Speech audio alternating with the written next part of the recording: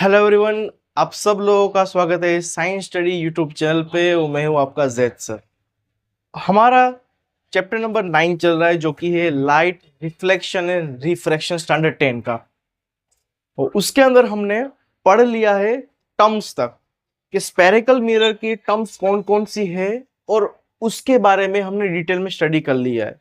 अगर आपने नहीं देखा तो यहाँ पे आई बटन पे मैंने उसकी वीडियो की लिंक डाल दी है, वो देख लीजिएगा और प्लेलिस्ट भी बनाई हुई है इस चैप्टर की। आज हमें पढ़ना है रूल्स स्फेरिकल मिरर के। उस स्फेरिकल मिरर में किसके पढ़ने हैं? हमें पढ़ने हैं कॉनकेव मिरर के। तो कॉनकेव मिरर की इमेज फॉर्मेशन के लिए रूल्स कौन कौन से है वो हमें पढ़ना है आज। 4 रूल है, चलिए पढ़ते हैं। रूल्स फॉर मेकिंग रे डायग्राम फॉर कॉनकेव मिरर। ठीक है। अब पहला रूल ऐसा कहता है कि रे ऑफ लाइट, जब ray of light parallel to the principal axis, ये देखो ये हमारी है ना प्रिंसिपल एक्सिस है, इसके ऊपर से एक लाइन जा रही है तो देखो 11 बन रहा है, पूरा हॉरिजॉन्टल 11 बन रहा है। ठीक है, इसको पैरेलल बोलते हैं। तो when ray of light parallel to the principal axis after reflection, देखो ये हुआ यहाँ पे रिफ्लेक्शन, यहाँ पे क्या हुआ? रिफ्लेक्शन।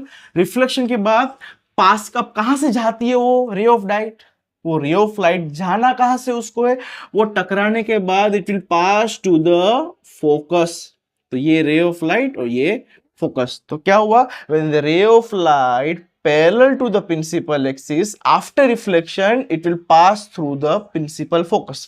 उसी चीज को यहाँ पे लिख देना है।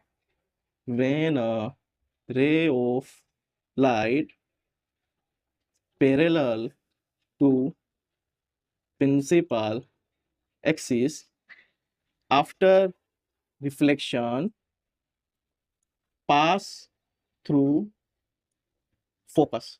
देख लीजिए ये बुक में भी लिखा हुआ है पर बहुत ही सब मिक्स करके लिखा हुआ है तो ज्यादा बच्चों को क्लैरिटी नहीं आती, रूल्स समझ में नहीं आता, ड्राइंग याद रख लेते हैं। तो मैं आपको एक्सप्लेन कर देता हूं, फिर आपको पूरा का पूरा मैंने लिख के दे दिया है। ठीक है, यहाँ पे अब पढ़ते हैं सेकेंड रूल इसका। सेकेंड रूल क्या कहता है? सेकेंड रूल जो है ना हमारा कॉनकेव मिरर के अंदर के रे डायग्राम बनाने के लिए, ये फर्स्ट रूल का पूरा उल्टा है। देखो फर्स्ट रूल में क्या था कि रे पैरेलल थी प्रिंसिपल एक्सिस को, टकराने के बाद एफ से पास होती। यहां पे क्या होगा? रे जो होगी ना हमारी रे ऑफ लाइट, वो कहां पे डायरेक्टली फॉल होगी? वो फॉल होगी फोकस से। रे ऑफ लाइट कहां से पास होगी? फोकस से पास होगी। रिफ्लेक्शन होने के बाद पैरेलल हो जाएगी। क्लियर हुआ? तो यहां पे ये रे ऑफ लाइट कहां से पास हुई? फोकस से पास हुई। ये फोकस है, यहां से रे ऑफ लाइट पास हुई। अब आफ्टर रिफ्लेक्शन ये क्या आ जाएगी? Parallel to the principal axis. देखो यहां पे फर्स्ट रूल में क्या था? हमारा रिफ्लेक्शन होने से पहले पैरेलल आ रही थी, टकराने के बाद रिफ्लेक्शन होने के बाद एफ से पास हुई। यहां पे जब एफ पे से लाइट आएगी तो रिफ्लेक्शन होने के बाद parallel to the principal axis हो जाएगी। अब इसको हमें लिख देना है।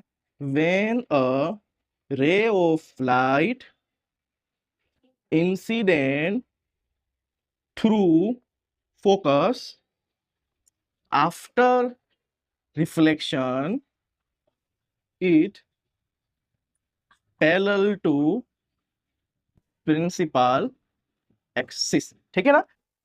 थर्ड रूल क्या कहता है कि जब रे ऑफ लाइट इंसिडेंट होगी कहां से? सेंटर ऑफ कर्वेचर से। सेंटर ऑफ कर्वेचर से जब लाइट इंसिडेंट होगी तो रिफ्लेक्शन होने के बाद उसी पाथ पे वो फिर से चली जाएगी। तो ये रे ऑफ लाइट पास हुई, रे ऑफ लाइट पास हुई, किस कहां से पास हुई? सेंटर ऑफ कर्वेचर से पास हुई। अब रिफ्लेक्शन होने के बाद बाकी सब में क्या हो रहा था? जब पैरेलल थी तो एफ से जा रही थी, एफ से जा रही थी तो पैरेलल हो गई। पर यहां पे क्या हो रहा है? जब सी से लाइट जाएगी तो फिर से उसी पाथ पे वो चली जाएगी। ठीक है ना? ये सी वाले केस में आपको कुछ नहीं करना, एक स्ट्रेट लाइन बना देनी, एक एरो यहां पे एक एरो उसके सामने।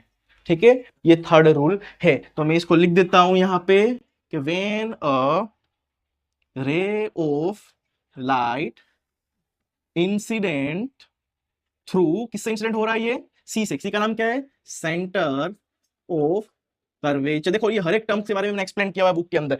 एफ का मतलब क्या है, पी का मतलब क्या है, सी का मतलब क्या है, इस लाइन का मतलब क्या है, एम एन का मतलब क्या है, ठीक है ना। टॉपिक का नाम है some terms of spherical mirror, ठीक है। आप प्लेलिस्ट में जाके देख सकते हैं और यहाँ पे आई बटन भी आपको मिल गया होगा।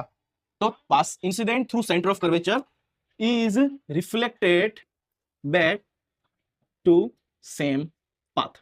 फिर से वो रिफ्लेक्ट होने के बाद यहाँ पे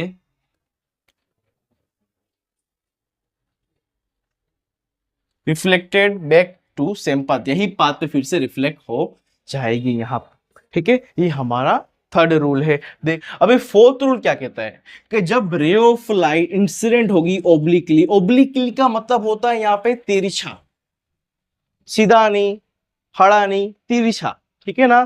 तो when ray of light incident obliquely on the pole, तो वहां से ओब्लिकली वो रिफ्लेक्ट होगा, ठीक है ना। ओब्लिकली मतलब जिस तरीके से इस पे लाइट इंसिडेंट हुई है उसी तरीके से वो लाइट क्या होगी, रिफ्लेक्ट होगी विथ सेम एंगल। प्रिंसिपल एक चीज है, उसको रेफरेंस हम लेंगे। अगर इसका एंगल मेजर करेंगे, समझ लिए 30 डिग्री आया, इंसिडेंट रे के 30 डिग्री आया, तो 30 डिग्री से ही यहाँ पे हमारा जो रे होगी ना वो रिफ्लेक्ट होगा। ये हमारा क्या है, ये हमारा फोर्थ रूल है। तो यहाँ पे लिख देंगे when a ray of light incident obliquely on pole is reflect obliquely क्या हो जाएगी, रिफ्लेक्ट हो जाएगी, is reflect obliquely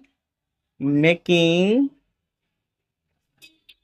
equal angle बना के। तो ये दोस्तों हमारे रूल्स है, किसके रूल्स है, रे डायग्राम बनाने के लिए। किसके रे डायग्राम बनाने के लिए, कॉनकेव मिरर की। कॉनकेव मिरर भी एक स्फेरिकल मिरर है।